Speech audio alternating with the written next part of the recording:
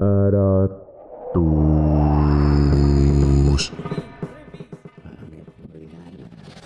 Tervist kõikidele vaatajatele ja kuulajatele. Te olete vaatamas Sõdurile podcasti, mina on teie saatejuht Raames Neemre. Täna räägime saates mereväest, nimelt siis mereväe tulevikust, minevikust ja ka mereväe ülema ametist. Sellel puhul oleme külla tulnud mereväe ülemale komodoor Jüri Saskale. Tervist! Tere tulemast! Mis seisus on Eesti riigikaitse merel? Heas seisus on, parem kui kunagi varem. Miks ma saan öelda, et parem kui kunagi varem on see, et viimased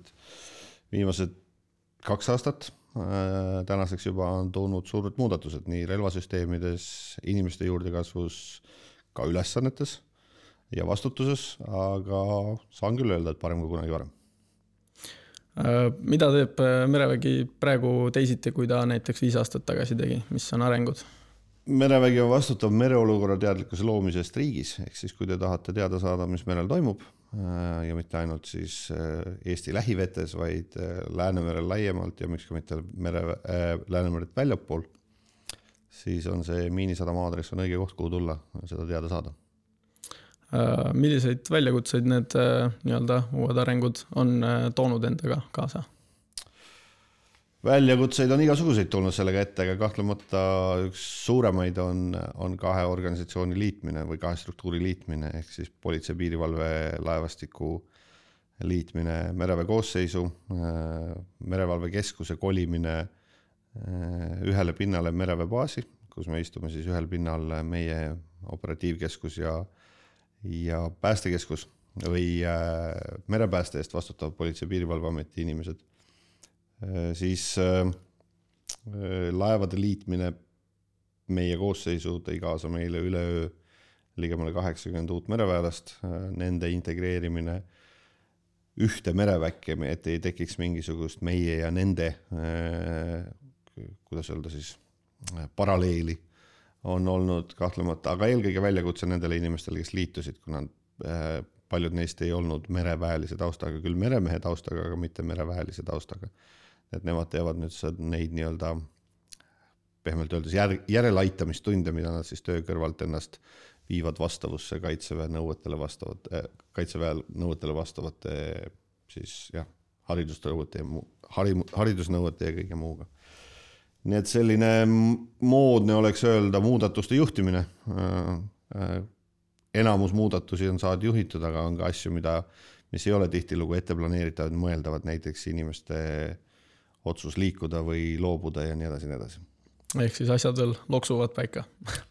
Nad on üsna kindlates kastides juba praegu, aga kahtlemata uued relvasüsteemid, mis meil on tulnud, on uued mitte ainult kui uued esemed või süsteemid, vaid ka nende opereerimine on midagi uut. Kui siiamaani merevägi on tegelenud peaasjalikult miinitõrjega, siis me tegeleme nüüd siin juba peaaegu aasta-poolteist tegeleme pealvetõrje arendamise ja miiniveeskamisega. Nii et see on siis esimesed tegelikult nüüd kineetilised relvasüsteemid, millega tegelikult vastast siis mõjutada, on pealvetõrje raketid ja meremiinid. Aga ütleme näed, et kõik see liitumine on kindlasti loonud ka uusi töökohti ja nii edasi, et kuidas see on mõjutanud siis tegevväelaste võimalusi töömaailmas? Meile on liitunud eriti rannikukaitsedivisjoni, kus on siis pealvetõrje raketid on liitunud päris palju inimesi maaväest, kuna tegevus on siiski väga maakeskkonnapõhine. Miks ta küll peab mereväe koosseisus olema, on see, et see keskkond, kus sõditakse, on siiski meri ja selleks, et tunda seda maailma, selleks on ta mereväe koosseisus kui relvasüsteem. Ta on kindlasti andnud nendele inimestele, kes on maaväest võimalust teenida mereväes, on andnud nendele inimestele, kes on laevade peal, teenida maa peal rohkem ja miks ka mitte vastupidi. Nii et ta on kindlasti avardanud neid võimalusi, kus mereväest teenida saab. Et meile meeldib öelda, et me saame olla vee all, vee peal, maa peal, õhus veel mitte, aga varsti ka seal. Aga vaadates ajateenijate poole, et kas muudatused on ka neile kohti juurde tekitanud või uusi võimalusi? Ajateenijate juurde kasv on olnud, kui me võtsime iga aasta keskeltläbi 50 ajateenijat, kelles siis nad enamus teenisid laevadel, siis täna me võtame ajateenijate maht on ligemale 300 ajateenijat aastas või isegi natuke peale ja nad teenivad siis laevadel mereoperatsioonide keskuses lahinguteeninduse divisionis ehk siis logistikas ja rannikukaitse divisionis. Okei. Tänapäeval ilmselt enam Jack Sparrow moodi laevadele ei hüpata, et vastast mõõgaga tõrjuda. Et milline tänapäevane lahing merel välja näeb?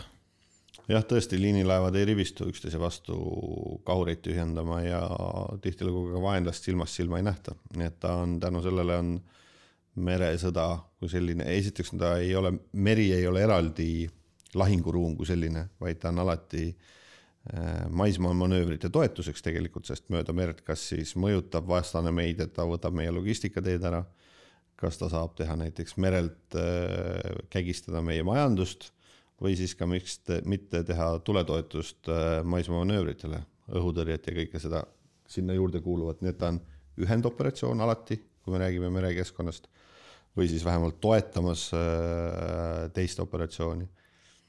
Ja kuna tänu sellele, et vaenlast silmast silma ei nähta, siis ta on kiire, hästi infomahukas ja dünaamiline. On väga keeruline teha plaani merel sellist, et siia ma rajan enda kaitsepositsioonid, sellepärast et vesi on täiesti vaba kõigile navigeerimiseks, nii et öelda, et ma kaevan siit lõunani Emajõest Suure Emajõeni ja vastupidi ja siin on minu lahingupositsioon, siis merel seda ei ole. Et väga keeruline on teha sellist kindlat plaani, vaid see kõik ikkagi, nagu on popp öelda, et ka vaenlasel on sõnaõigus. Aga vaadates uute tehnoloogiate poole, et millised need tehnoloogilised arengud on, mis mereväe tegevust on mõjutanud? Hästi populaarne on rääkida mehitamata. Kindlasti ma olen kahe käega selle poolt, et uued süsteemid on mehitatud ja mehitamata süsteemide kooslus. On ka selline arusaam, et mehitamata on hästi odav ja ei nõua inimesi. Siis tegelikult on mehitamata kõik siiani uuringud näitavad, et ta on kallis, nõuab inimesi peaaegu sama palju ja mis kõige muret tekitavam on see, et ta nõuab väga tarku inimesi. Nii et see musklijõuga, nii nagu on multikatest näha, sükeste jämedate käsivartega madruseid, neid liiga palju tarvis ei ole selles uues tehnoloogias. Pigem on tarvis inimesi, kes aru saavad, miks ekraan must on ja kuidas nullid ja mullid liiguvad ühest juhtmest teise ja miks nad seda teevad või ei tee. Kindlasti on mehitamata süsteemide nõrkuseks on elektromagneetiline keskkond ehk see, mida me näeme igapäevaselt Ukrainas toimuvas, kui võetakse droone üle, kuidas neid alla kukutatakse, ära uputatakse ja nii edasi, nii edasi. Mis ei tähenda seda, et mehitamata süsteemidel ei oleks oma kohta, kindla peale on. Aga see tasakaal mehitatud ja mehitamata ja nende võimekuste vahel tuleb, kuidas öelda, on selginemisel igapäevaselt, see areneb rohkem ja rohkem. Ja ma usun, et Ukraina sõjast me näeme nii mõndagi, mis töötab ja mis ei tööta. Et kõik, mis veel plakatitel särab, ei tähenda seda, et see töötab. Jõudsime vaikselt teemaga sinna küber- ja hübriidsõja juurde, et kuidas meie laevad praegu kaitstud on, et päris kaugelt maa pealt arvuti tagant ei kaaperda laeva? Üle neid kindlasti ei võta ja ära neid kuhugi ei sõiduta, et seal on ikkagi inimene nii-öelda luubis, aga see, kas saab meid mõjutada elektromagneetilises keskkonnas, kas meid saab raadioid jämmida ja radareid, seda kindlasti kõike saab teha. See lihtsalt selles keskkonnas tuleb osata siis toime tulla. Kuidas on meie koostöö uute NATO riikidega, Soome ja Rootsiga? Kas juba on planeeritud koos harjutusi või kas Läänemeri on NATO valvsa pilgu all? Tagantpoolt alustades siis Läänemeri on väga, väga selgelt NATO valvsa pilgu all. Soome ja Rootsiga koostöö oli tegelikult enne nende NATO-ga liitumist heal tasemel ja see jätkub. Ja kindlasti läheb lihtsamaks tänu sellele, et Soome ja Rootsi on NATO liikmed tänaseks. Seal on küll see aspekt alati, et selleks, et liigas mängida, peab sul olema selle nii-öelda liiga varustus. Ehk siis ei ole väga mõistlik rääkida koostööst, kui teil on traavel ja minul on eesel ja me räägime, et me käime koos võistlustel. Me ei käi lihtsalt. Ma võin hädapärast eesliga teie traavlile heinu tuua, aga see on ka kõik. Ehk siis, kui tahad pealveesõjas tegutseda, siis sul peavad olema pealveesõja vahendeid. Kui sul ei ole neid, siis sa selles liigas ei mängi. Kui sa tahad rääkida veealusest maailmas, siis sa osaled selles veealuses maailmas ühte või teistpidi ja kui sa seda ei tee, siis sinuga sellest ei räägita. Samamoodi on õhutõrjega, samamoodi on kõige muuga, ehk siis ma ütleks, selle eesli-traavli analoogia on päris hea võrdlus, et me oleme sõbrad küll, meil mõlemal on sõralised või kabjalised koduloomad, aga see on ka kõik. Ehk siis veel arengufaasis kõvasti või? Ma ütleks, me täna oleme väga heas seisus, sellepärast, et meil on täna relvasüsteemid, millega me saame koos tööd teha nii Soome kui Rootsiga. Meil pikka aega seda lihtsalt polnud. Vaadates Venemaa sõda Ukrainaga, et millised on mereväelaste jaoks sealt õppetunnid, et kuidas hetkel Ukraina Musta mere ääres toime tuleb, kui seal võeti siis suur osa laevastikust üle koos Krimmiga? Ukraina kaotas küll, kaotas enamuse enda sõjalaevadest, tõesti jäid nad Sevastopolisse. Küll aga just kohtudes mitte väga ammu Ukraina mereväega, kes Ukraina merevägi opereerib päris märkimisväärselt arvu laevu ja aluseid, mida siis me siis ajalehevergudel loeme, et neil ei ole midagi, millega teha. Need on merel vägagi aktiivsed ja on saavutanud vaatamata sellele, et neil konventsionaalseid sõjalaevu pole hetkel nii-öelda liiga palju, on nad saavutanud märkimisväärset edu. Küll see on sõprade abiga kindlasti ja toetusega, aga päeva lõpuks see, kes seal kohapeal selle töö ära teeb, on siiski ukrainlased ise. Nii et küll, ja siit võiks nüüd öelda, et Ukrainal et sõjalaevu ei ole, et siis ei ole ju sõjalaevu vaja. Ukraina on ehitamas uusi sõjalaevu ja juba ka hankinud tegelikult nii-öelda kasutatud sõjalaevu muu hulgas samasugused miinijahtijad nagu meil. Nii et Ukraina kavatseb enda mereväe tagasi ehitada ja kindlasti on nad palju õppinud sellest, kuidas vastasvõistkonda endast võimalikult kaugel hoida. Kaugeltki sellest, et vastasvõistkond rumal oleks, ei ole. Lihtsalt see, mida on suutnud Ukraina teha enda pealvedõrje võimekusega selles piirkonnas, hoiab vastase laevad sealt eemale ja nad ei ole suutnud seda murda. Nii et Ukrainast kõige parem õpis võib-olla on see, et nagu öeldud, et ära usu see, mis plakati peal läigib, et see töötab. Märkimisväärselt rohkem on tarvis meil investeerida, kuidas siis öelda, ajujõududesse, mis puudutab elektroonilist sõjapidamist, ma ei tea, droonitehnoloogiani välja, ehk siis insenerteadusi on see, mis on meil kindlasti tarvis tõsta. Sest nagu öeldud, nende jämedate käsivartega madruseid on ka tarvis, aga seda ainult siis, kui midagi rasket tõsta on.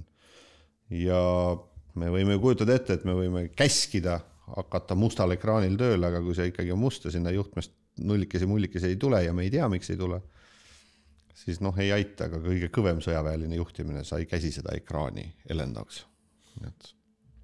Aga rääkides siis juhtimisest mereväes, et olete teie vist veidi, kui ma ei eksi, üle 30 aasta olnud mereväes teeninud ja 2017. aastast olete mereväe ülem. Et kuidas algas teie karjäär mereväes üleüldiselt? Autojuhina. Ma olin mereväe ülem autojuht 95. aastal, 95. aasta suvest, ma arvan. Ja enne seda ma olin tegelikult ajateenijana autojuht Kaitseväe peastaabis, mis tol ajal oli Narva maanteel. Ja 96, ma olin siis juba küll tegevteenistuses, 95. aasta suvel, ma arvan, et me sõitsime kuskil siin saman tööstuse tänaval, või oli sügisel, isegi varasügisel. Ta lihtsalt mereväekapten Leit ütles, et meil on Rootsis mereväe akadeemias üks koht üle, kas sa tahaks minna. Ja siis läksingi. Ülejäänud on kõik juhtunud nii, nagu on. Aga läbi karjääri, et millised on teile kas endale kõige olulisemad või üleüldiselt väljaspoolt vaadates kõige olulisemad siis ametikohad või teenistusülesanded olnud? No ma tahaks loota, et nad kõik on olnud olulised, vähemalt nii ma olen püüdnud neid võtta, aga tol ajal, kui see kõlab nüüd hästi vana inimese jutt ja ma võrreldes teiega kindlasti olengi vana, aga et tol ajal siis, kui me koolist tulime 98. aastal, siis kõige madalam ametikoht, mille me saime, oli laeval komandöri abi, mis on siis, komandöri abi tähendab seda, et kui komandöri ei ole, siis on komandöri abi kõige kõrgem mees. Täna meil võtab komandöri abiks saamine aega umbes 10-12 aastat. Ja sellega ma ei taha seda öelda, et me olime lihtsalt jõle palju nutikamad ja me saime kohe kõrgetele kohtale, vaid tuba oli tühi, siin ei olnudki mitte kedagi. kui 93. aastal merevägi taasasutati, siis oli mereväes 2 inimest. Istusid Narva maanteel, neil oli 2 peale 1 laud, kummal pool lauda ja laua peal ei olnud arvutit, oli paber ja pliiats. Ja meie, kes me läksime, siis saadeti meid kooli 90ndate keskpaik või teine pool. Siis meie olimegi need esimesed, kes tagasi tulid. Ja nagu öeldud, ma ei arva, et me olime nutikamad. Kindlasti me ei olnud nutikamad kui need noored, kes tulevad täna meil endal sõjakoolist või ka siis, kes käivad välismaal ennast täiendamas. Vaid kuna kedagi teist ei ole, siis ma ütleks, et lihtsalt me olime inglis keeles on see, mis ta siis on, ekstreemselt lucky, ehk siis me olime õnnesärgis selles mõttes, et me tagantjärgi, kui me ütleme, et õnneks täna neid võimalusi väga palju ei ole, aga me oleme olnud nagu õnnesärgis selles mõttes, et me ei teinud et keegi ei saanud haiget. Ma nüüd, nagu mereväes tehakse, on knock on the wood, et kellegiga seda ei juhtuks, et me ei uputanud ära kedagi, me ei sõitnud üle kellestki, et me ei, sest mina olin 23 aastane, kui ma koolist tuli ja see järgmine töökoht, mille sa saad, sõidad Miinisadamast laevaga välja õppustele ja sinu selja taga magab 50 inimest. See on siuke, aga tavaliselt sellest vastutusest saad aru siis, kui sa seal oledki siis selles pilkases pimeduses üksipäini sillas ja saad aru, et kõik see nende inimeste elu üle, kes sul seal selja taga on, otsustad sina. Ja ma ei rääkinud siis ju lahingust, ma ei räägi sõttaminekust, vaid ma rääkisin lihtsalt ülesõidust, sest see oli päris selline suur vastutus vähemalt algusaastatel, aga see kuidagi läheb mööda ja siis sa harjud ära sellega ja nii on. Aga ülema ametisse astudes, et milliseid eesmärke te endale seadsite ja kuidas nende eesmärkidega seni läinud on? Laevastike liitmine, sellega on läinud hästi, nagu me teame. Kuigi minu eelkäijad ütlesid mulle, kui ma sellest rääkisin nendega, siis mu eelkäijad ütlesid, et proovi jah, me ka proovisime. See tegelikult laevastike liitmine on olnud jutuks 25+ aastat, et mitu mereväge meil siis riigis on. Ja ma mõistan ka seda, et miks ta 90ndatel nõnda oli, nagu ta oli, kui isegi toonane minu meelest üks kaitseministritest ütles, et konventsionaalset sõjaväge pole enam kunagi tarvis, nüüd on ainult politseilised ülesanded. Sest kõik see külmasõjaaegne tunne, et nüüd on kuri on maakeralt igaveseks lahkunud, keegi kunagi enam kedagi ei annasta ega ei valluta, keegi kellegi maad ei himusta ja nii edasi. Me täna näeme seda kõige selgemalt, see ei osutunud paraku tõeks. Mitte, et mina oleks mingi sõjausku või sõjaõhutaja, üldse mitte seda, aga 90ndatel tõesti oli selline. Ja kuna tol ajal oli prioriteet riigis eelkõige, mis oli täiesti õige ja jätkuvasti ma arvan, et on õige, oli see, et politseilised ülesanded meil oli tarvis saada, riigipiir oli saada, tarvis pidama, meil oli toll tööle vaja saada, piirikontroll ja nii edasi, sellepärast piirivalvel oli väga suur ülesanne ja kohustus, mida ka nad siis loomulikult hästi täitsid. Aga tekkis ka siis politsei piirivalveamet või toona siis piirivalveameti alluvuses oli piirivalve laevastik ja oli mereväe laevastik.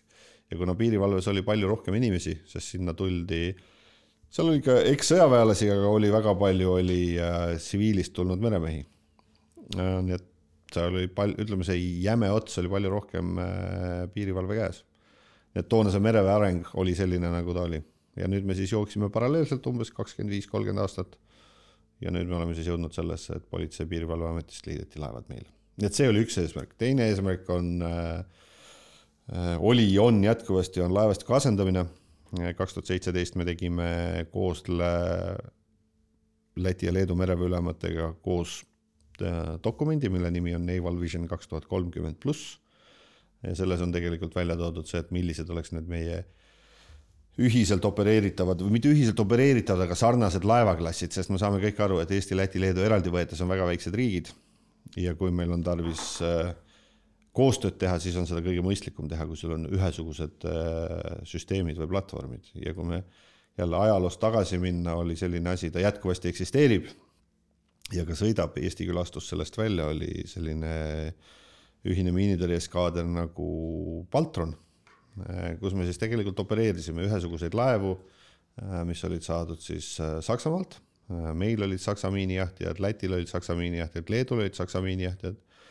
Täna siin mereväebaasis on käimas selle asja, kuidas öelda siis, tulemina, Baltroni koostöö tulemina on sidekursus, ehk siis sidekool oli juba tol ajal oli Tallinnas. Kahuri pardarelvade töökoda ja väljaõppekeskus oli Leedus, Tuukrikool oli Lätis, mis on jätkuvasti toimib. ja nii edasi, et seal me nägime 2017, et meil on tegelikult võimalus see taas luua sellel moel, et me soetame ühesuguseid süsteeme. Sest selleks, et väljaõpet teha, näiteks pealveseire radarile või õhutõrje radarile, õhutõrje operaatorile laeva peal, kui Eestil on ühesugune radar, Lätil teisesugune ja Leedul kolmas, siis meil ei teki kunagi nii palju, kuidas öelda, ei vajadust ega ka mahtu, et me peaks endale ehitama simulaatori. Kui meil on ainult meie opereerime X-tüüpi radarit või süsteemi. Kui me ka kolmekesi opereeriks samasuguseid süsteeme, siis on juba piisavalt mahtu, et sa jooksutad seal koolitusi 3 riigi peal.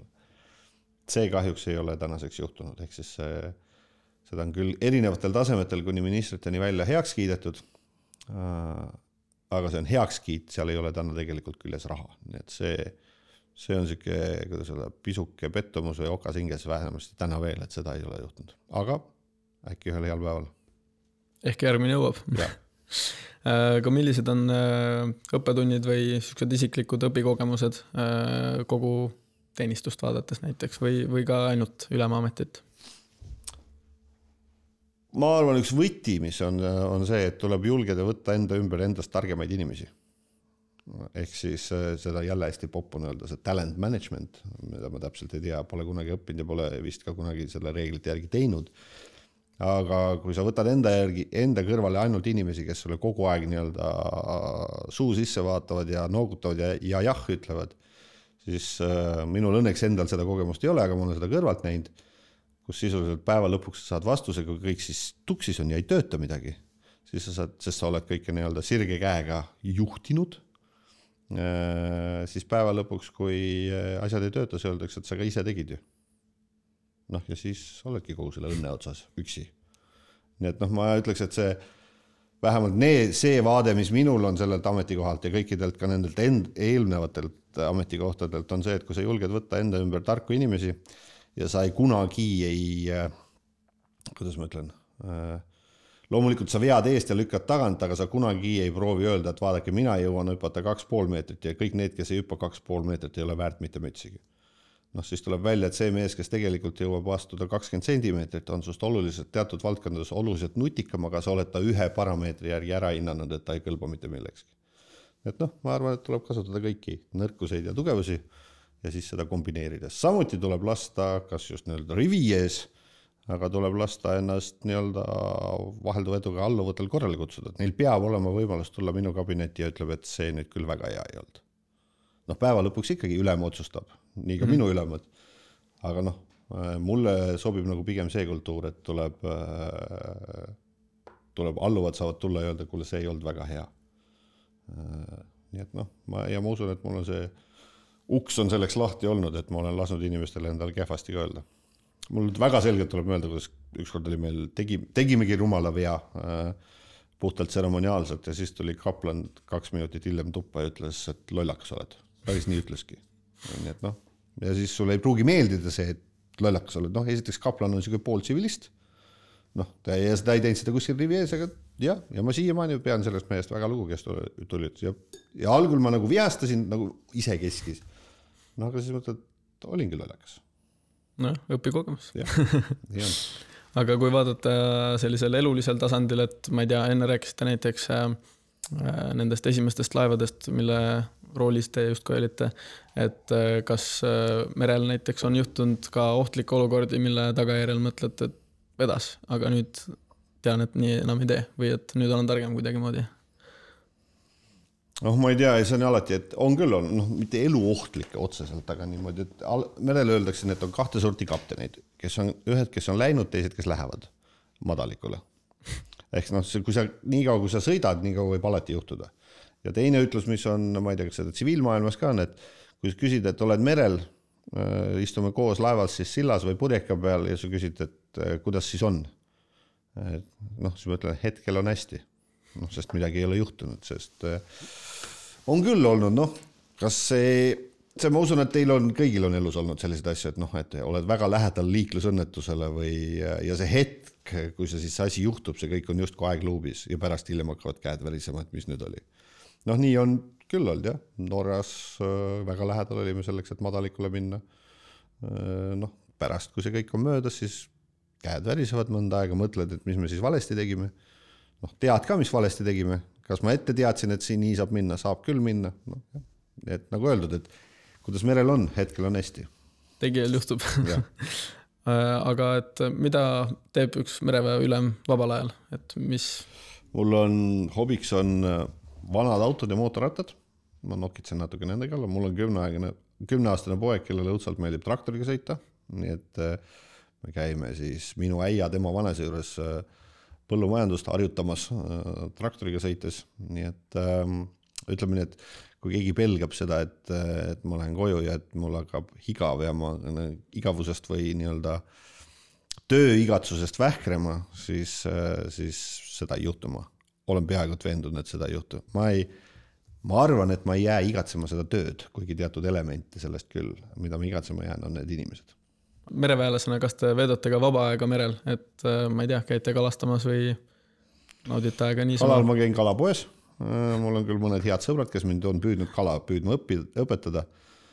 Ma olen isegi proovinud jahimeheks hakata, ma ei tea, ei õnnestu, sest ma olen, kui ma vaatan põllu peal kits jookseb, ma lasen ta maha, liha seal ju ei ole väga mida ja ei viitsi tegelda ka, kui aus olla sellega. Kas ma saan nii magada, et meri loksuakna taga saan küll, sest tegelikult olen ma sündinud ja nii-öelda täiskasvanuks kasvanud nii lähedal Mandri-Eesti keskpunktile, kui vähegi saab. Pärit olen Adaverest.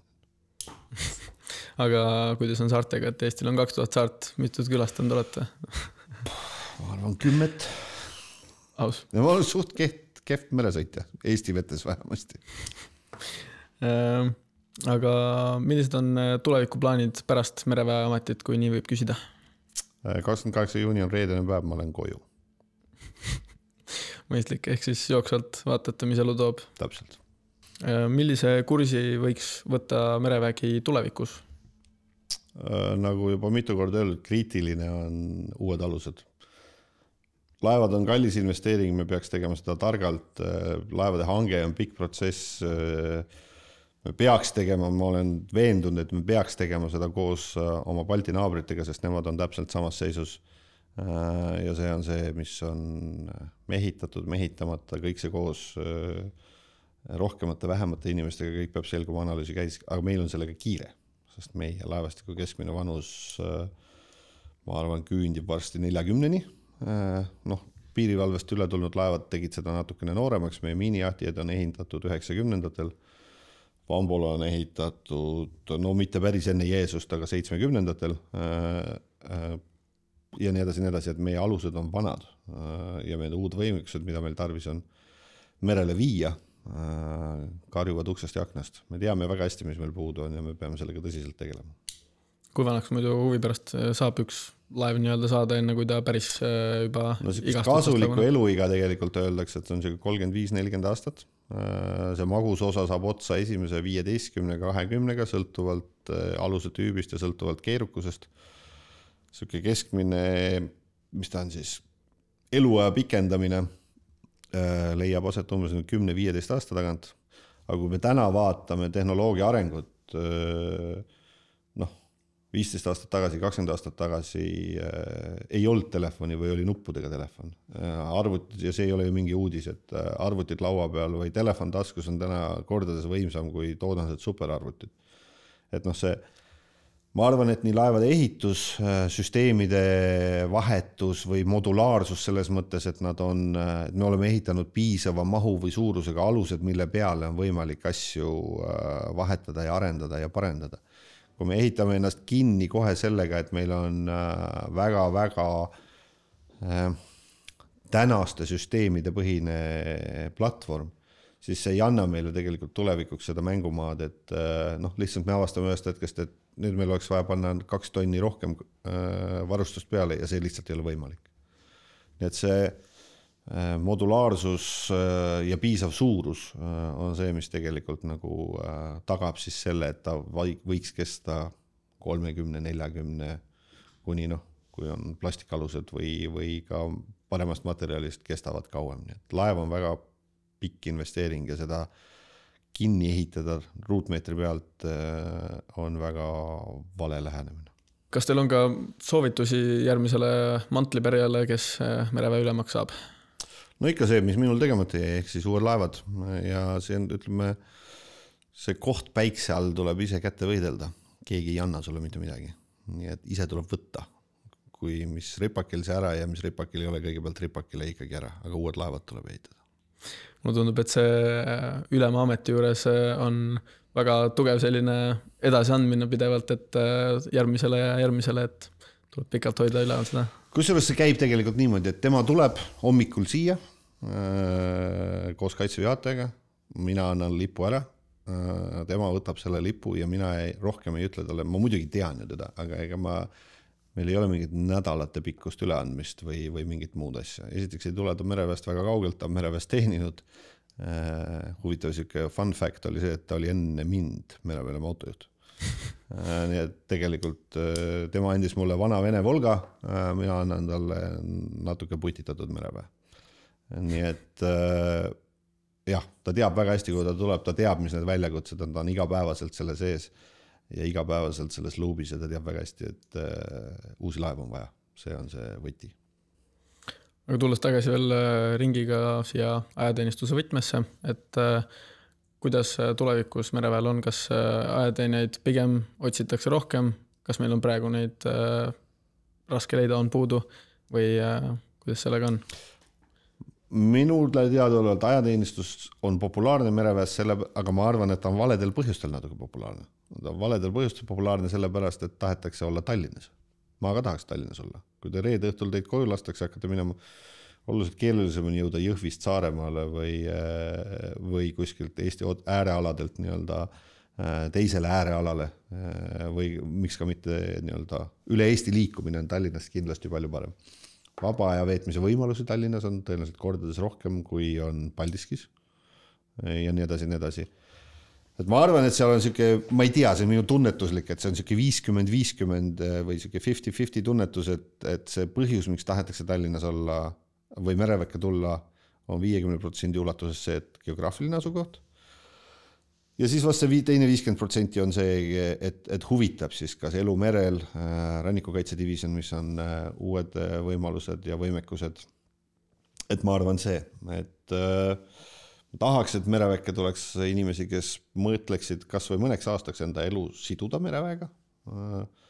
Et me ju ei nõua kellegi käest, keegi pea tegema 30 aastat, selles mõttes ei ole minna hea näide, et 30 tuled ja pead jääma 30 aastaks. Kuigi jällegi minnes tagasi ajaloos, siis kui mina olin ajateenistus või jäin tegevteenistusse, siis see hoiak või tunnetus Kaitseväes oli see, et kui sa ütlesid, et sa tegid 5 aastat, ja siis ütlesid, et ma lähen nüüd vaatan maailmas ringi, siis vähemalt minu tunnetus oli see, et sind koheldi peaaegu nagu riigireeturit kolleegide poolt, et mis mõttes sa lähed ära.